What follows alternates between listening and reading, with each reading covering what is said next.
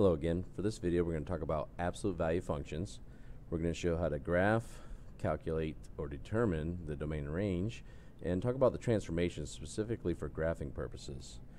Let's start with graphing. Let's start with the parent function. So f of x is equal to absolute value of x. And the traditional way of graphing is to create a table of values. So we're going to have an x here and a y here. And inputting a 0 is always a good x. So if we put a 0 here, the absolute value of that is 0. If I put a 1 here, the absolute value of that is 1. If I put a 2, the absolute value is 2. Let's try a couple of negatives. So if I put a negative 1, the absolute value of that would be a positive 1. So we're going to write a positive 1 here.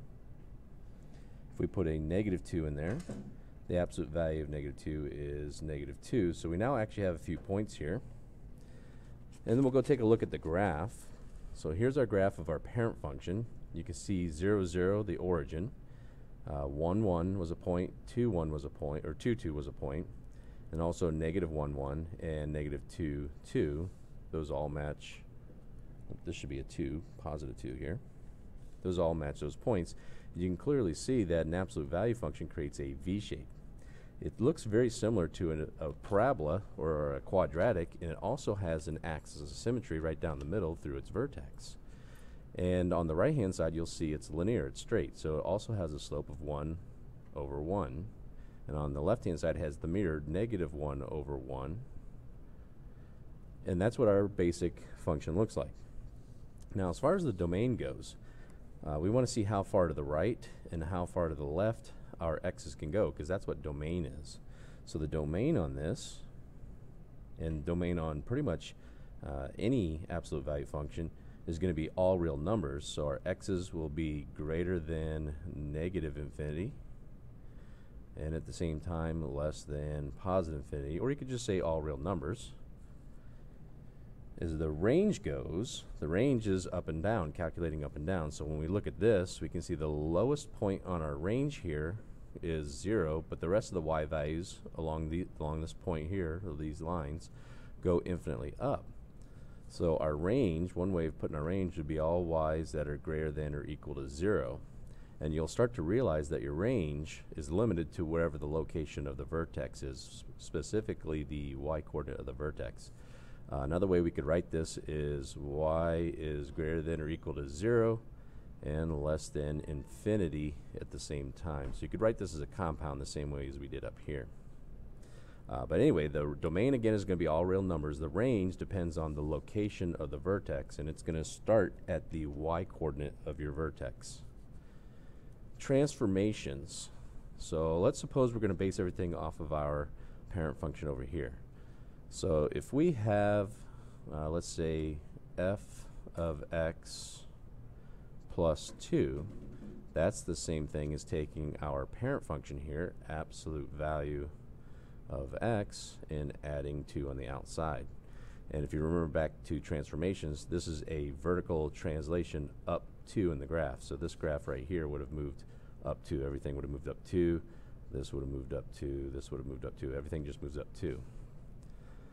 Now if we were to put a, let's say, a 3 on the outside, 3 times f of x, and we still have the plus 2 there, then that would be the same thing as putting 3 times the absolute value of x plus 2. Now this on the outside here is still a vertical effect, but it's going to make our graph more narrow, and that becomes a vertical stretch. So our graph here would move up 2 right here. So our vertex would move up 2, but the vertical stretch makes all of our y's become, or all of our output y's become 3 times taller, which effectively creates a new slope of 3. So now we're going to go up 3 and over 1, up 3 and over 1 this way, and we now get this new shape on our graph. If we were to do the same thing here, let's see, 3 here times f of x, and let's put a minus 4 on the inside.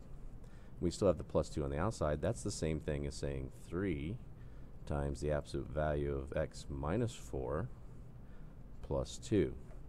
So we have this vertical translation up 2. We have it becoming 3 times steeper on the outside vertically, but the minus 4 inside, then becomes a horizontal translation. Now it's always going to be opposite, so our vertex isn't going to move to the left 4, it's actually going to move to the right 4.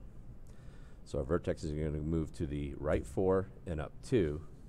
So our vertex here would move to the right 1, 2, 3, 4, up 2, and because I still have the times on the outside, I still have a slope of 3. So from here, I'm going to go up 1, 2, 3 over 1, and I can reflect that across my line of symmetry, which is this, because this is going to be the vertex over on this side here.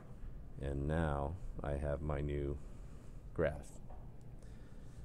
So some of you may have already started to see a pattern here of how to find the vertex and also how to find the slope without actually plugging numbers in like we did over here. So if we have the following, f of x is equal to a times x minus h plus k. This looks very similar to a quadratic in vertex form. In fact, we can call this vertex form of a absolute value, where the vertex itself would equal the h and k values, which are part of the transformation of the graph itself. So if you wanted to find the domain on this, again, the domain would still be all real numbers, or negative infinity through positive infinity. But the range, remember, the range depends on the y-coordinate of the vertex. So the y-coordinate here is at positive 2, and we know that the graph is still going up because we didn't put a negative out here, so we did not invert or reflect our graph vertically, so the graph is still going up. So the range on this one right here would be all y's greater than or equal to 2, or if you wanted to mention it like this as a compound, you could call it y's greater than or equal to 2, but at the same time less than positive infinity. Remember, you can't equal infinity. And that's the basics of graphing absolute value functions.